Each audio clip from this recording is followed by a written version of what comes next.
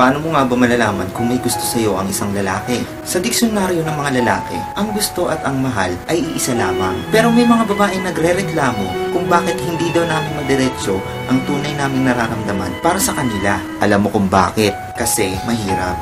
Mahirap kaya ma-reject. Pero kami mga lalaki, gumagawa kami ng paraan para maparamdam sa inyo ang tunay naming nararamdaman. Iba't ibang paraan ang ginagawa namin. Minsan halata, minsan hindi.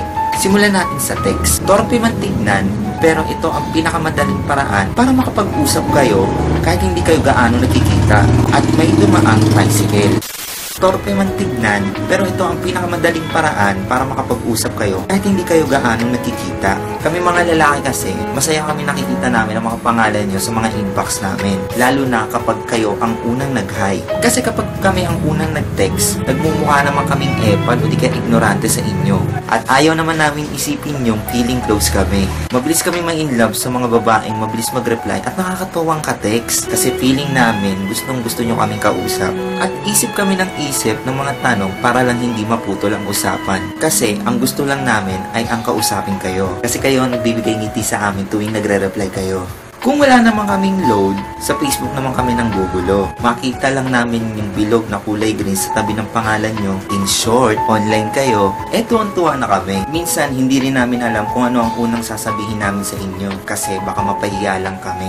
Kapag ang lalaki naman ay may kasamang mga tropa, laging pangalan mo ang bukang bibig sa usapan.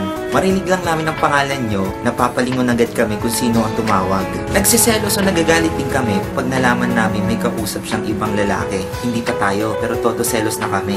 Maniwala kayo kapag sinabi namin lagi kang nasa isip ko, kasi totoo yun. Hindi lang babae ang nagpapantasya. Siyempre, kami rin. Minsan nga, iniisip din namin kung anong feeling kapag kasama kayo. Halata nyo na nagpapapansin kami kapag nagiging makulit kami at nagiging sweet kami sa inyo. Minsan, tumitigil din ang paligid namin kapag nakikita na kayo. Huwag kayong mag-hesitate na tanungin kami kung may gusto ba kami sa inyo. Siyempre, hindi naman namin iisipin na filler kayo. Siyempre, mapapa-oo na lang kami sa mga sagot namin. Kasi kung magpapakamanhid ka, baka mawala ito. Mahirap i-maintain ang feelings kapag laging binabaliwala ito. Kung may gusto naman sa'yo ang isang lalaki, kausapin mo siya. Kasi ang lalaking handang maglaan ng oras para lang kausapin ka, aba seryoso yun. At sigurado ako dun. At lagi niyong tatandaan, huwag kayong makukol kung alam nyong nilalandi lang kayo, masasaktan ka lang. At para naman sa mga lalaki, kaming mga lalaki, hindi agad nanliligaw. Kinikilala muna namin kayo o inaalam namin kung may chance ba kami sa inyo. Kapag naman humantong sa panliligaw, ayaw naming todo effort kami at naghihintay kami tapos ibabasura lang. Masakit kaya yun? Kaya babae, kung ayaw mo sa lalaki, sabihin mo agad, hindi yung nagmumukhang tanga at pakaasahin pa kami. Sorry for the word. Para naman sa mga lalaki, kung kaya mo na at ito na ang tamang panahon para sabihin sa kanya ang nararamdaman mo, sabihin mo na agad. Malay mo, pareho lang kayo ng nararamdaman. At yun lang ang inaantay niya para sabihin ito. Kasi hindi lahat ng babae nakakapaghintay. Hindi kung kailan ayaw na ng babae at sobrang tagal na niya naghintay sa'yo, saka mo palang sasabihin. Mahirap pa rin sa part ng babae ang pagdedesisyon. At syempre, naiintindihan ko yun. Kaya ipakita mo na karapat-dapat ka para sa kanya. Hindi dahil gusto mo lang siya dahil natripan mo lang ang mukha niya. Huwag kang makitrending. Ipakita mo ang tunay mong motibo para sa kanya. At dun malalaman ng babae kung may gusto sa kanya ang isang lalaki.